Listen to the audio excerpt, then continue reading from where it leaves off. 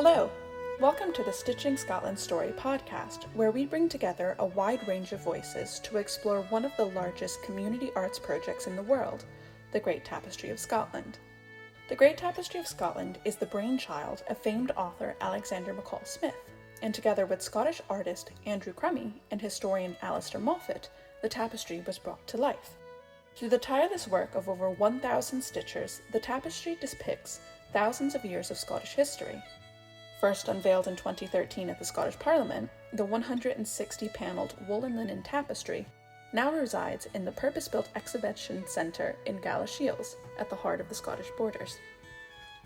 Each episode focuses on a particular theme related to the Great Tapestry of Scotland and takes listeners beyond the tapestry itself to explore links to not only needlework crafts, Scottish history, heritage and culture, but also taps into the personal stories behind the panels by sitting down with those who worked on the tapestry as stitchers to those who were stitched into the tapestry themselves. We also look at how to both share and preserve Scotland's story for future generations. For our pilot episode, we're joined by historian Alistair Moffat and the director of the Great Tapestry of Scotland Visitor Centre, Sandy Maxwell-Forbes. Sandy, Alistair and I will discuss the story behind bringing the Tapestry and Exhibition Centre to life. I hope you enjoy. If you can introduce yourself and the role you played in bringing the Great Tapestry of Scotland to life. My name is Alistair Moffat, and I essentially decided what would be in the tapestry, and I did the work on the narrative, the story that the tapestry tells. But the story of the whole business began with a telephone call. I was sitting in my office minding my own business, and the phone rang, and it was my old friend Sandy McCall Smith, the great novelist. And Sandy said, "I've just seen something remarkable. I've been to see a tapestry that deals with the subject of the Battle of Preston Pans in 1745, when the Jacobites defeated a government army outside Edinburgh."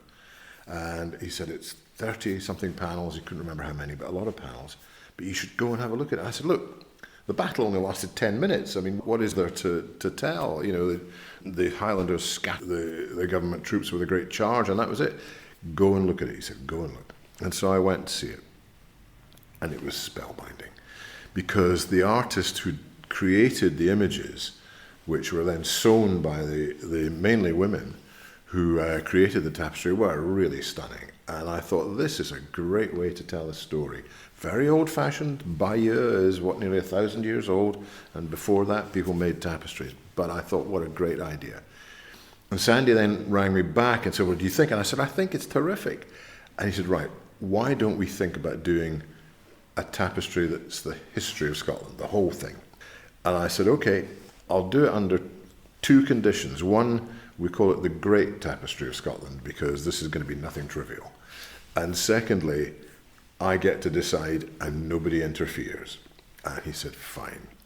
So I sat down and made a list very quickly, because I had 4 or 5 imperatives that I wanted to follow. I wanted to tell the history of Scotland from the beginning, from the geological beginning, when the paleocontinents collide and they form the land that becomes Scotland, right through to the 21st century. So it had to be the whole story. It just wasn't the famous bits, Bannockburn and so on. It wasn't Mary Queen of Scots, that kind of stuff. So I thought that's the first thing. The second thing is it has to be a story of all of Scotland, from Muckle-Flugga, from Shetland to Galloway. And that wouldn't bend the narrative out of shape, because Scotland's only recently become an urban country, with people living in the big cities and in the big towns. People lived all over Scotland. So there was a pan-Scotland story to tell. The third thing I wanted to do was to tell a story of ordinary people, not just kings and queens and warriors and saints and the usual suspects. I wanted to tell a people's story. And the fourth sort of law I wrote down was it has to tell a story of women who are ignored throughout 95% of our history because they have no voice at all. And so those were all pretty high barriers, but nevertheless, it really entertained me to do it. And so I came up with a hand list of about 60 to 70 panels. And little did I know that this would grow exponentially. And I went to see Andrew Crummy and congratulated him on the Battle of Preston Pans tapestry and said, what do you think of this list? And he said, it's good, it's great. But how about X and how about Y? And I said, well, that's fine, yeah, we'll look at that. And we started to work on what really looked like a strip cartoon, like you see in newspapers. And that was really interesting because it organized the thing, not just chronologically, that was easy. You know, you have the geology and the volcanoes at the beginning, and at the end, you know, you have the rise of the Scottish National Party and all these things that happened in the 21st century. So that was fine. But there were lots of generic panels which we needed to decide where to place. And they began to increase the number of panels that we had. They got bigger and bigger and bigger. And we did generic panels because that was the way to involve ordinary people and women. So, for example, if we wanted to show the work of women, we would do them as agricultural field workers, which they were. My ancestors were bondagers, women who worked, you know, weeding fields, shawing turnips, lifting potatoes, that kind of thing. Or if we wanted to show ordinary people, we did weavers, for example. And so these generics could not go anywhere, but within a broad spectrum, they could go within a century or 2 centuries of where we wanted them to go. So the tapestry began to get bigger. The other thing that began to happen, and this was something I didn't anticipate, was that when panels went out to groups of stitchers, almost all of whom were women, they came back with ideas which were mainly terrific, and also suggestions for other panels, half panels, and so on. The other thing I wanted to do when we compiled the narrative was to surprise people. And so, for example, very early on, there's a panel of a Greek traveller called Pythias, who measured latitude very simply through a stick called a gnomon, which showed where the sun's shadow was. And one of his readings in latitude showed that he went to the Isle of Lewis, to the standing stones at Callanish. And so that was something that surprised people. So there's a whole panel on Pythias. And the other thing I wanted to do was to reflect Scotland's languages. You know, into the 18th century, almost half of Scotland did not speak Scots or English.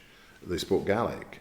And so I had to reflect that. And that was a great pleasure because I realized I could use some great Gaelic lyric to open and close the tapestry. And so we had the idea of using Don McKeever's great lyric, An Atirachard, the high surge of the sea, because, of course, Scotland came out of the sea, in a sense.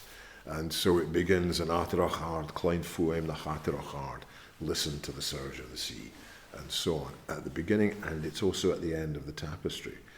And so that was an attractive opening and closing. And the other thing that I was very keen to do was involve and include popular culture. Sandy McCall-Smith wasn't that happy about that. I insisted that Lulu, the pop singer, be in the tapestry, and Sandy was, Lulu? What? And so on. I said, remember, you told me I could put, and he said, okay, that's fine. It was great to be able to do that because what you got was a fantastic response from the stitchers. And so we had Scottish pop music as one of the panels, for example. You know, Donovan and Lulu and others, you know, the Bay City Rollers, that kind of thing. And of course the stitchers all remembered this. And, you know, they added their own memories of how exciting in the 60s and 70s it was to see Scottish, you know, recording artists do well on a world stage. So that was great. And one panel, for example, has got somebody's mum and dad jiving and so on. And so the personal experience was important. The miners' strike of 1984, the helmet has somebody's miner's number, because they all had numbers on their helmets, of a real person, and so on. A pram, which is in the Cumbernauld, the Newtown panel, is somebody's real pram. And so that was great, and it became more and more authentic. And so once we'd agreed on the shape and the narrative and so on, and the stitchers got to work, I thought that was my job done. It wasn't at all, because what happened was, and this must be really unusual, what happened was that none of us had any idea of what it all looked like, because the panels were being stitched in, you know, from Shetland to Galloway, from Argyll to Aberdeen, and they were coming into the hub, the central hub near Edinburgh, And Dory Wilkie, the head stitcher, was seeing them and was making, helping people and so on. But we had no idea what the whole thing looked like when it was all hung together. And so I'd spoken to the presiding officer at the Scottish Parliament, Tricia Marwick, a lovely, helpful person. And Tricia said, let's show it at the Scottish Parliament, because that's appropriate. This is the story of Scotland. And so we did that in the foyer, which is a great big place. Wasn't big enough, actually, but nevertheless, we did it in September 2013, I think it was. And so I drove into Edinburgh for the opening in the evening before it was open to the public, not knowing what I'd see, what I'd expect to see. And I remember walking to the Parliament thinking, this could be a disaster. This could just look like a ragtag and bobtail of nonsense. It could be terrible. And I walked in to the Parliament, and I saw Sandy McCall-Smith over in the corner with Andrew Crummy and Dory and others. And I thought, no, I'm not going to go and chat. I'm going to go and walk around the panels, from the first to the last. And I did that on my own, quietly, looking at them. And I felt the tears running down my cheeks. I couldn't believe the power of this thing. It was extraordinary. I'd never seen it hung together, and all of that flowed, it worked, but that wasn't what made me cry. It was the love that had been poured into this by the women, by the stitchers, by these extraordinary people who'd given hundreds and hundreds of hours of love and care to make this beautiful, vibrant, vivid object, make it come alive in a way that I'd never imagined it would. And so I began to hear the music of the thing, which was extraordinary. It was one of the experiences of my life. I spent half an hour searching for Kleenex, going around this and thinking, where does this power, why am I bawling like a baby? Where? And it came simply from love and from something really different. And the different thing was that this history of Scotland, this story of Scotland was made by women.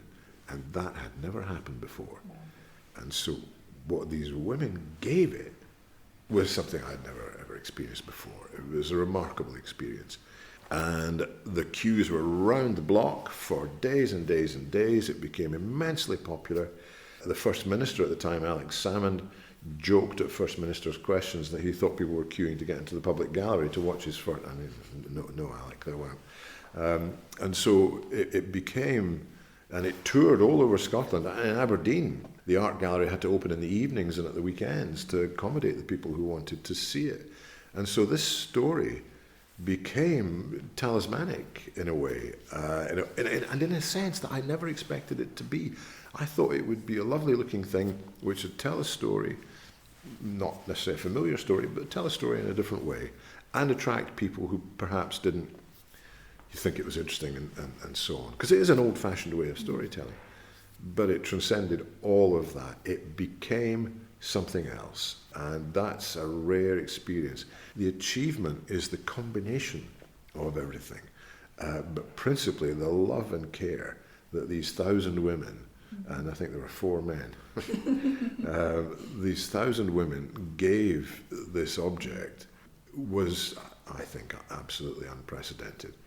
Now, that's a very long answer to a simple question. That was an incredibly rich answer, so thank you for that. But I guess I was also, when I was hearing you speak, I was also thinking of the fact that, what was the timeline from idea populating in your head to you standing at the Parliament, going through and seeing it in its completed form? I guess it was getting on for 18 months, 2 years. I mean, I can't really remember, to be honest, but it took a long time because we didn't have any money. And Sandy brilliantly got us started, but we, through Jan Rutherford, who was one of the hearts and souls of this project, Anna Marshall, not only ran the project administratively and organised the touring and all the rest of it, but they raised money through charitable trusts and so on to do it. And so, yes, I guess 2 years is how long it took. I'd imagined that I'd just spend a few weeks working on this, hand it over, throw it over the fence and run for it. When they opened the Tapestry here in Gallowshiels, they asked me for all my background work for my papers and my research and so on, and I'd thrown it all away because I never thought it would amount to much, and so there was absolutely nothing that I had at all. I had a couple of scribbled, notebooks, but that was it. And I just thought that, this is an interesting project, but not only did it grow to become something immense, it became something wholly different. You mentioned that this was a matter of a few weeks. How do you condense thousands of years of history in the course of a few weeks? 20, 30 years in television and, recutting people's films who were very resentful. So editing is in my nature. I have very simplistic criteria for it. If it doesn't grab me, out. If it hasn't got something on it.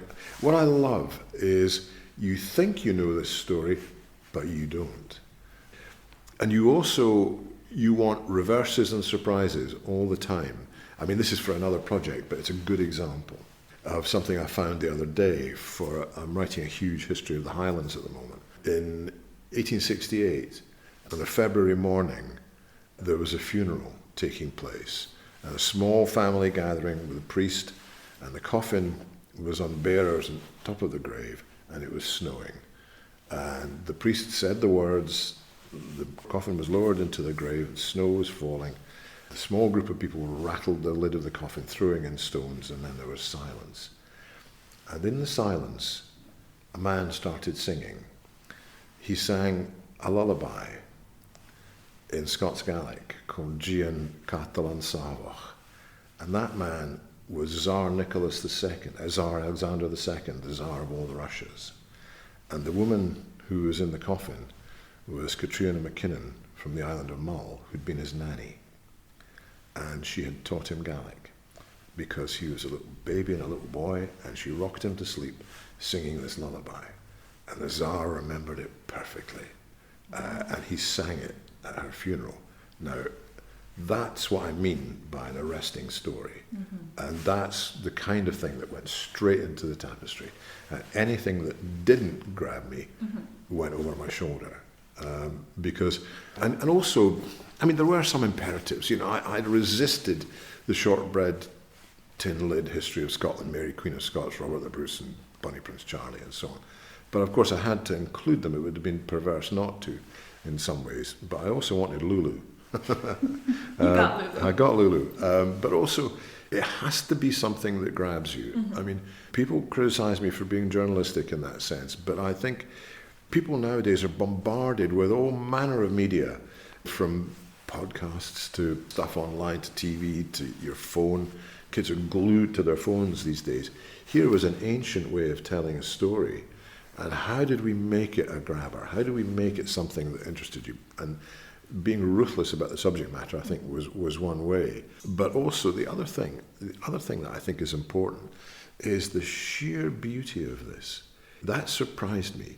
My granny was a seamstress.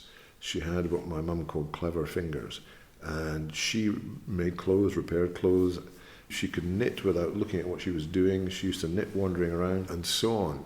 And I thought that was the world we were going into. No, it isn't. It's quite extraordinary. There are lots of good jokes as well, which I like. I mean, one of the main characters, a man, has got pink knickers on, but they sewed over them, so we don't know who it is. Elsewhere, there's a helicopter in a medieval scene and stuff like that. I can't remember where they are, but there are jokes, and I think that's great. When you consider the sophistication with which young people particularly, but most people get their media, get their information, this is an absolutely hopelessly old-fashioned way of telling a story. But one of the ways in which it succeeds is its astonishing iridescent beauty. The colour, the texture, the sweep of Andrew's designs, which are stunning.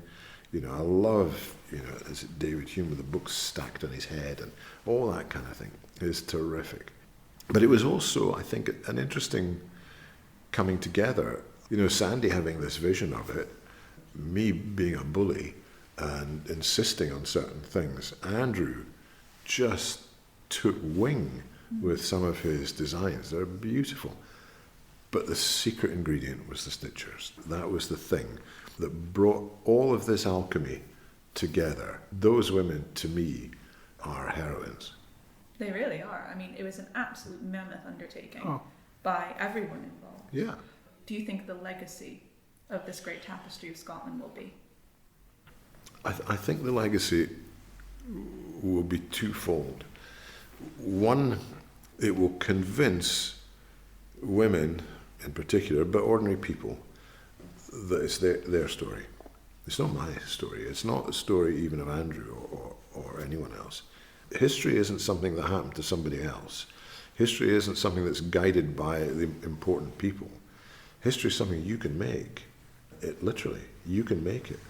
And so ownership of that, I think, is enormously important. And I think it was a big, fat statement to that effect. You can do this. You can make this. You don't have to be an academic. You don't even have to be a hack like me. You can make it. You can do this. So it was ownership of our history. That was the first thing. And the second thing, to my mind, the tapestry is immensely diverse. Not just geographically, not just in terms of social class, not just in terms of gender, but also in terms of the things that it chose to show and show in the way that they were shown, make them beautiful.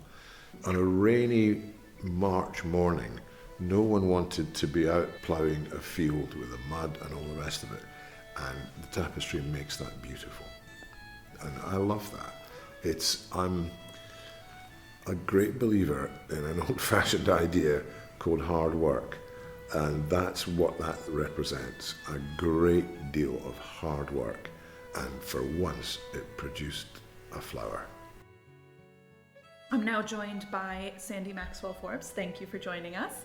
Can you introduce yourself and your role at the Great Tapestry of Scotland? Yes, my name is Sandy Maxwell-Forbes. I am the Centre Director for the Great Tapestry of Scotland. I've been here since September 2019, when we were still a drawing on a piece of paper. So I've had a very exciting journey working with the architects, working with contractors to get this wonderful building in place, and obviously put the tapestry in now that it's its permanent home, and now I run the centre. Excellent. So we had Alistair Moffat on the podcast earlier, and we were discussing the fact that the tapestry had quite a journey throughout Scotland, quite a nomadic trip prior to becoming settled here in Galashiels. So I was wondering if you could tell us a bit more about the building of the visitor centre itself, because if our listeners have been, you can tell that it's a magnificent work of art in its own right. Could you possibly talk about the design of the building? Yes, and as you say, it's an absolutely superb building. We're very proud of it, and it sits very well in the centre of Galashiels town. And the architectural vision was to create a very distinctive building rooted in its physical and historical context, with the special room for the tapestry right in its heart.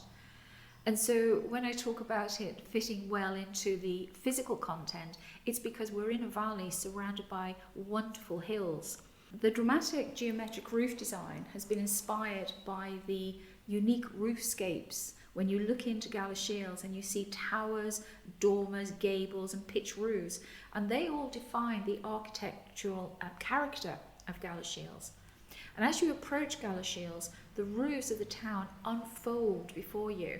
And these wonderful spires have had significant civic and community building importance in the past. And of course, I'll speak a little bit about the building that we've kept, as well as the new building. The new gallery, it inserts into this roofscape as a very contemporary and playful reimagining of a traditional Victorian pitch roof. So the building itself obviously houses a temporary gallery space, reception, shop, cafe and education space. So it's a wonderful space for people, the community and our visitors to come to.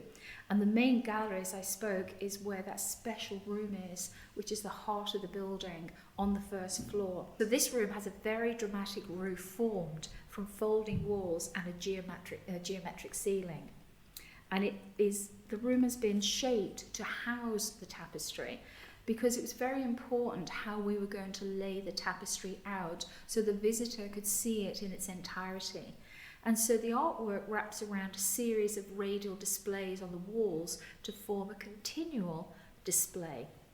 And in the four corners of the gallery are very tall windows, and this is very important as well to bring in that feeling of natural light rather than just a closed space. And each one looks out onto the four hills that surround Galashiels. So it's really quite super to be able to just drift out, take a break from the tapestry and look out and see the town. The gallery is connected by a glazed link to the old post office building, which I spoke about. And the post office building is such a wonderful building, and it opened to great fanfare in 1896 and was a symbol of Galashiels' prosperity as a booming textile town of the 19th century. And so what we've done with the building, when you look at it, the subtle articulation and detail of the stonework elevations of the post office inspired the stepping stone facade of the visitor centre also. And so the bands that envelop the building, they act like a warp around a weft of a textile. So the attention to detail by the architects has been superb, even in the design of the stone and how the stone looks. And then when we come inside, the palette and the colour and texture of the interior design itself reflects the nuance and detail of the tapestry, as well as the rich textile heritage of the borders. The walls of the gallery are clad with fabric woven, which was woven on the Isle of Bute and finished locally in Galashiels.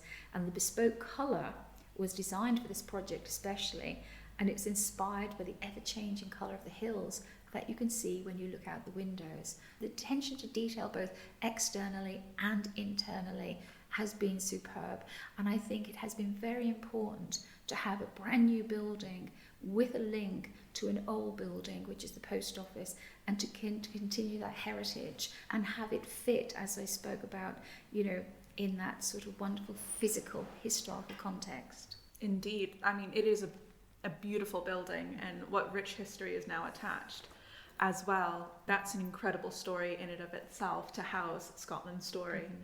Why was Galashiels chosen as the location to settle the Great Tapestry of Scotland?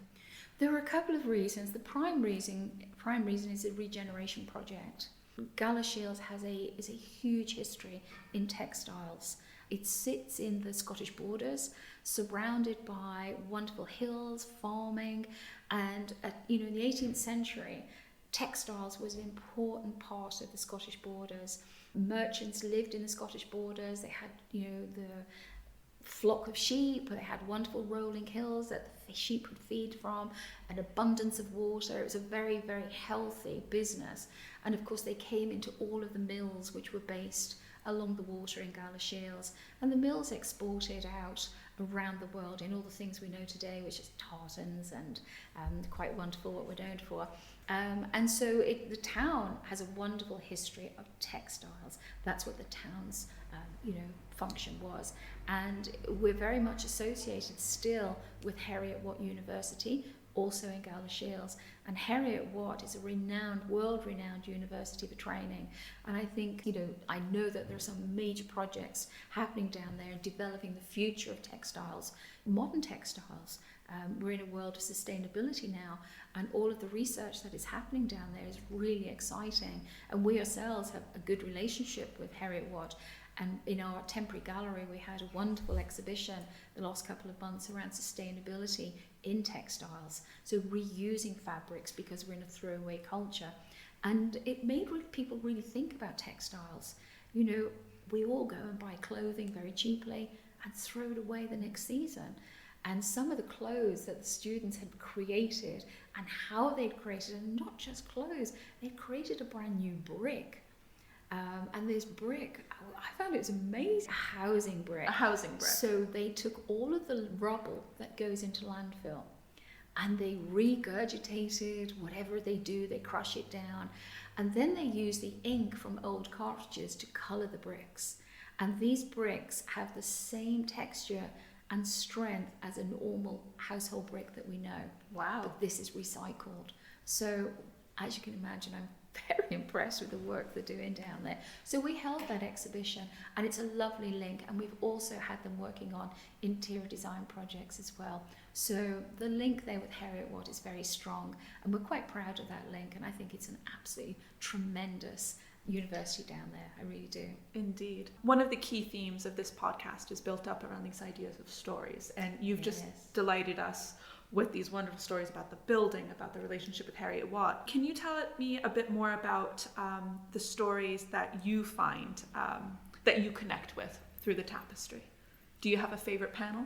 I have a favourite panel. Well, actually, I'm a bit unfaithful sometimes, because depending how I'm feeling, some days I'll come in and talk to people and I go, oh, that's my favourite panel. And then the next people I'm speaking to, oh no, that's my favourite panel. And that's the joy of the tapestry. You can't really decide on your favourite panel, because you always find a new panel that becomes your favourite. But one of mine this week anyway, panel 58. And panel 58 is the 1715 Jacobite Rising. And it was a complete and utter chaotic battle. Scotland has many battles, and most people love to hear about our battles, and they go out and visit Scotland and imagine where the battles happen. But this one I particularly love. It was stitched in Dunblane and Stirling and Auchterarder, and it was the chaotic rising of Sheriff Moore. And the battle was really botched, actually, and both sides considered they'd won, but both of them fled. And why I love it for this particular reason, I mean, I love it that you go to battle and it's chaotic and both think they've won. That's great in itself, okay? That's a victory. But the reason I love this particular one is the vibrancy of the stitching. So the Jacobites are in bright red coats, and it's wonderful. You know, as you walk towards it, the red just pops out at you before you even get there. But there's a secret in there I love, because there are many, many secrets in the tapestries. Alistair was mentioning. Yeah, absolutely. And it's not till you get to speak to the stitchers. And I'm very fortunate that I have a good relationship with the stitchers. And a lot of the stitchers we have spoken with have relayed their stories around our interpretation. But the secret in that one is one of the soldiers under his kilt is wearing pink knickers. The pink knickers, and the kilt is over the top, so you have to guess which kilt is wearing the pink knickers. Sandy, thank you. Thank you. For this one, we're going to have you back on a later episode, so we'll welcome you back then. But until then, thank you. Thank you very much. Thank you for joining us on this episode of Stitching Scotland's Story. Be sure to tune in for our next episode, where I'll be joined by tapestry designer and artist Andrew Crummy. Andrew and I will talk about his experience of bringing Scotland's history to life through art.